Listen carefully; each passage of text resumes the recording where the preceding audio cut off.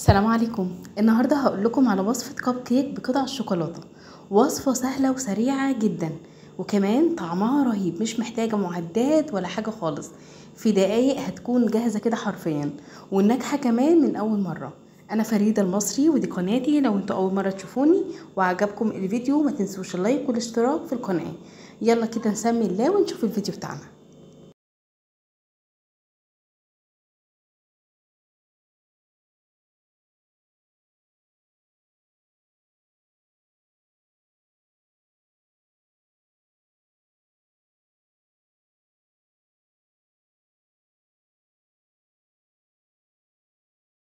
ولو تكون عميقة هنزل عندي ب3 حبات من البيض، ومهم قوي ان البيض بتاعي يكون بدرجة حرارة الغرفة. وعليهم بقى هنزل بالفانيليا السايله كده 5 نقط مثلا. لو انتوا هتستعملوا الفانيليا اللي هي البودر فاستعملوا لكل بيضه باكت او ظرف من الفانيليا، يعني 3 اظرف مثلا. وعليهم هنزل بكوبايه ونص من السكر اللي هو الحبيبات العاديه خالص. نص كوبايه، كوبايه ونص قصدي، كانوا عاملين 300 جرام من السكر. هنا بقى معايا الحليب كانوا كوبايه ونص.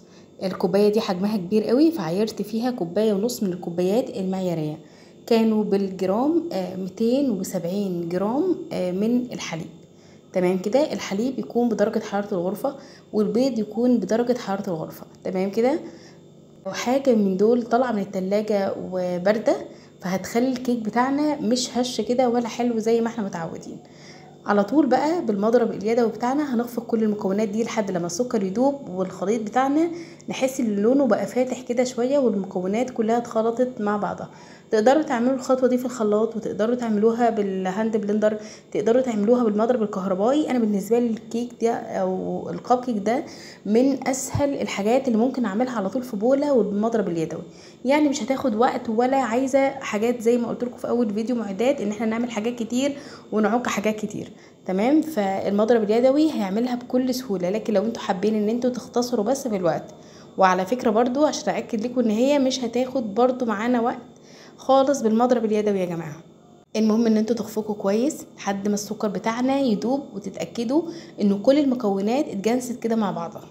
هنا بقى معايا كوبايه الا ربع من الزيت، يعني كانوا بالملي 105. طب ال105 دول قد ايه يا فريده؟ نص كوبايه معياريه زائد معلقه كبيره معياريه زائد معلقه صغيره معياريه. تمام كده. بيهم على طول. حاولوا تستعملوا نوع زيت يكون كويس عشان يدي طعم حلو للكب كيك بتاعنا. وبعد كده بخفق تاني لحد لما الزيت يتجانس مع المواد السائله وكله يكون قوام واحد. مش عاوزه يكون الزيت فاصل كده عن المكونات السائله. قلبوا لحد لما يندمج وكانه خليط واحد، ما تفرقوش ان ده زيت او ده حليب او الكلام ده خالص. عاوزه اقول لكم ان اهم خطوه عموما في الكب كيك او الكيكات عموما ان هو خفق السوائل دي اهم مرحله بتخلي معانا الكيك بتاعنا حلو وناجح وهش. تمام. مش مرحله ان احنا نخفق كتير لما دي نحطه. فخدوا بالكم من التركايه دي، لان في ناس بتديش الخطوه دي يعني حقها، وبتخفق كده اي كلام. اخفقوا كويس، خلوا السكر بتاعكم دايب يا جماعه، والمكونات كلها مخفوقه صح ومتجانسه، ده اهم حاجه. سيبي المكونات السائله دي كده على جنب، وتعالوا بينا المكونات الجافه. انا هنا كان معايا 3 كوبايات من الدقيق المنخول، كانوا 300 جرام. نزلت عليهم بالكاكاو الخام، كانوا 75 جرام. وكانوا بالمعلقه المعياريه 3 معالق كبيره معياريه. تمام. نزلت عليهم كمان بالبيكنج باودر 15 جرام، كانوا 3 معالق صغيرة معيارية من البيكنج باودر. بقلب كده المكونات دي كلها مع بعضها لحد لما يبقى لونهم زي الكافيه كده. وحتى لو انتوا على فكرة ما قلبتهمش، هما كده كده لما نيجي نخفقهم مع المكونات السائلة لونهم هيبقى كافيه، وكل الخليط بتاعنا هيبقى لونه لون البني بتاع الشوكولاتة. فيعني عادي سواء كده او كده مفيش مشكلة. وبقلب كده كل المكونات دي بقى مع بعضها، واتاكد ان الدقيق والكاكاو داب كويس قوي. عاوزاكم برضو الكاكاو بتاعكم تنخلوه، يعني انا كل الحاجات دي كنت نخلاها قبل ما احطها في الطبق. تمام. الكاكاو مهم قوي ان هو يتنخل، لان هو فيه حبيبات. الحبيبات دي استحاله ان هي تفك بعد ما تحطوها في المكونات السائله، الا لو انتوا بقى قعدتوا تخفقوا كتير قوي لحد لما يعني تتعبوا كده.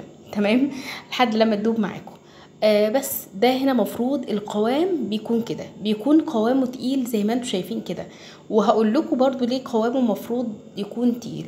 الكب كيك بتاعنا النهارده انا هحط فيه قطع شوكولاته، لو قوامه مش تقيل كده قطع الشوكولاته دي هتترسب تحت خالص في القاع وهتتحرق ومش هيبقى ليها اي طعم، وبالعكس هتخلي طعم الكيك او الكب كيك بتاعنا ممرر كده ومش حلو. اما لما يكون خليط الكب كيك بتاعنا سايل زي ما انتم شايفين كده، بتخلي قطع الكب كيك في مكانها في النص او فوق، ما بتتحركش ولا بتنزل ولا اي حاجه خالص. اعرف ازاي ان هو قوامه تقيل ومظبوط؟ ان انا لما بعمل خطوط كده الخطوط بتفضل ثابته مكانها ما بتتحركش. شايفين؟ هنا بقى هنزل عندي بالشوكولاته اللي هي المطبخ الخام، سواء بالحليب او الدارك مفيش مشكله، النوع اللي انتوا تحبوه. انا هنا استعملت 200 جرام من الشوكولاته الخام اللي هي سما القالب اللي هو 200 جرام. ممكن لو انتوا حابين تستعملوا نص القالب مفيش مشكله، ممكن 150 جرام، ممكن تقطعوه مكعبات صغيره زي ما انا عملت، وبعد ما تحطوا الكيك في الكب كيك نفسه في القوالب تحطوا مكعب صغير خالص في كل كب كيك، يعني يبقى في النص كده. يعني الموضوع ده زي ما انتوا تحبوا. انا بصراحه عملت الكميه بتاع الكب كيك دي، وعملت كميه شوكولاته لان انا عندي ولادي بيحبوا شويه الشوكولاته. وعاوزه اقول لكم كمان ان كميه الكب كيك اللي انا عملتها معاكم النهارده في الفيديو عملت لي كميه كب كيك كبيره يا جماعه. وده لان احنا طبعا خلاص في رجوع للمدرسه والكلام ده، فالحاجات دي لو عملتوها بكميه وحطيتوها في الفريزر وخرجتوا منها مثلا كل يوم ولادنا مثلا رايحين الصبح، فالموضوع ده بيبقى حلو قوي معانا. تمام. او كمان لو انتوا حابين لكم الصبح فبيبقى معانا في الفريزر من غير ما نضطر ان احنا نعمل كل شويه. فبرضه هقول لكم في صندوق الوصف الكميه دي الكبيره منها نفس ما احنا عملنا، وهقول لكم كمان كميه اصغر شويه هتعمل برضه كميه حلوه معاكم. خلاص كده انا هنا كده خلصت الكب كيك العجينه بتاعته. تعالوا بينا نحضر القوالب. انا هنا جبت قالب الكب كيك وحطيت فيه اللي هي القوالب او الورق الزبده المخصص للكب كيك. الورق ده بيتباع عند اي محل مستلزمات حلواني يا جماعه، سعره مش غالي، العلبه تقريبا سعرها 2 جنيه، والعلبه دي فيها ورق كتير ممكن يكفي معاكم مثلا 3-4 مرات كب كيك. خلاص حلو بقى ان انتوا تنزلوا كده بالكب كيك بمعلقه، بلاش تعملوا تصبوا كده عشان ما يبهدلش الدنيا معاكم، بمعلقه كده. وحاولوا على قد ما تقدروا ان انتوا ما تملوش الكب كيك كله. كل ما كان كميه الكيكه صغيره في الكب كيك كل ما كان شكله احسن. عاوزه اقول لكم ان في حاجات كنت بعملها قليله وكنت بقول ان هي هتبقى قليله قوي، بس لما رفعت معايا في الفرن كان شكلها احلى واشيك بكتير. فحاولوا ان انتوا تسيبوا ربع كده زي ما انا عامله كده بالظبط، ربع يكون ناقص لان هي لسه حجمها يرتفع، فمش عاوزينها تبقى كبيره زياده عن اللازم وتغطي على الورقه. تمام. طبعا كان بيقع مني من المعلقه غصب عني كميه ازيد شويه من اللي انا يعني مكرراها، بس على قد ما تقدروا ان انتوا تقللوا الكميه. خلوا مثلا في كل واحدة معلقة او معلقة ونص كبيرة. تمام كده.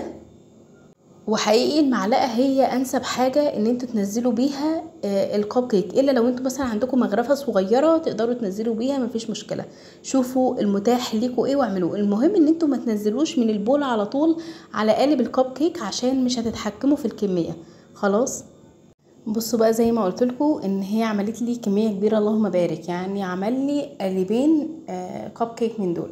وعاوزه اقول لكم لو كان في عندي قالب ثالث كنت قللت من المقدار ده وحطيت في القالب الثالث، لان في عندي اكتر من 10 وحدات كان كميه الكيكه او عجينه الكب كيك موجوده كتيره. تمام. فعموما الكميه اللي انا قلت لكم عليها دي بتعمل كميه كبيره، وبرضو زي ما قلت لكم باكد عليكم هكتب لكم في صندوق الوصف كميه صغيره وكميه برضو كبيره. عشان بقى اعزز طعم الشوكولاته اكتر هحط كده شوكولاته شيبس، شوكليت شيبس على الوش بتاع الكب كيك. ممكن تدخلوه كده من غير اي اضافات، هو اصلا فيه كميه شوكولاته رهيبه. وهنا كانت فريده بنتي بصراحه بتساعدني في الموضوع ده، وهي دايما بتحب ان هي تعمل الحاجات دي، فحبيت ان انا اعزز بقى الطعم. تمام. فانتوا برضو حابين تكتفوا كده بالشوكولاته اللي انتوا دخلتوها جوه الكيك، مش حابين تحطوا شوكولاته جوه الكيك وتكتفوا بالشوكليت شيبس على الوش، دي حاجه ترجع لكم. المهم ان هي عجينه الكب كيك اصلا طعمها في حته تانية خالص، طعمها كده شوكولاته، والناس اللي بتحب الشوكولاته هتحس ان هي غرقانه كده جوه كب كيك شوكولاته وحلو. بس على طول بقى بعد ما بخلص مهم قوي قبل ما احط عجينه الكب كيك في القوالب بتاعتي اكون مشغله الفرن على درجه حراره 180، الشبكه اللي في النص على طول، وما بياخدش وقت طويل معايا في الفرن، تقريبا من نص ساعه ل 40 دقيقه.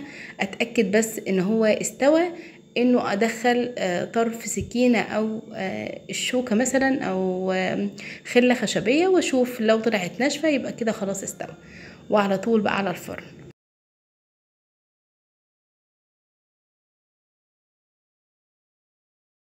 شوفوا لي بقى الجمال بعد ما خرج، شايفين شكله عامل ازاي؟ طبعا ملاحظين ان في كام قالب كده كميه العجينه فيه كانت كتيره، فعشان كده طلعت لبره. عشان كده بقول لكم ما تكتروش، كل ما كان صغيره او كميتها اقل كل ما كان احلى بكتير.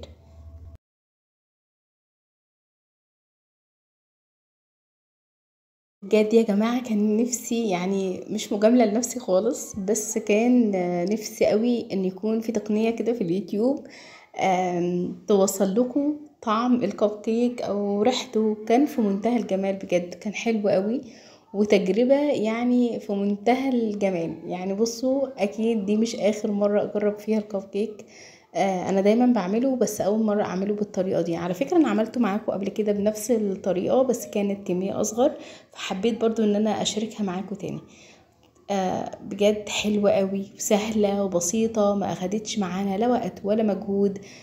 في دقايق كده هتكون خلصانة، ولما تيجوا تاكلوها او تقدموها مثلا لحد استحالة يفكر ان هي معمولة في البيت، دي جاية من بره، لان شكلها حلو قوي، طعمها حلو قوي، تقديمها رهيب خالص. وبس كده خلاص، الفيديو بتاعنا خلص. اتمنى من كل قلبي وصفة النهاردة تكون عجبتكم. لو وصلتوا لحد هنا ولسه ما اشتركتوش في القناة، ضروري لازم تشتركوا عشان يوصل لكم اي اشعار باي وصفة جديدة انا بنزلها. اشوفكم ان شاء الله على خير، مع السلامة يا حلوين.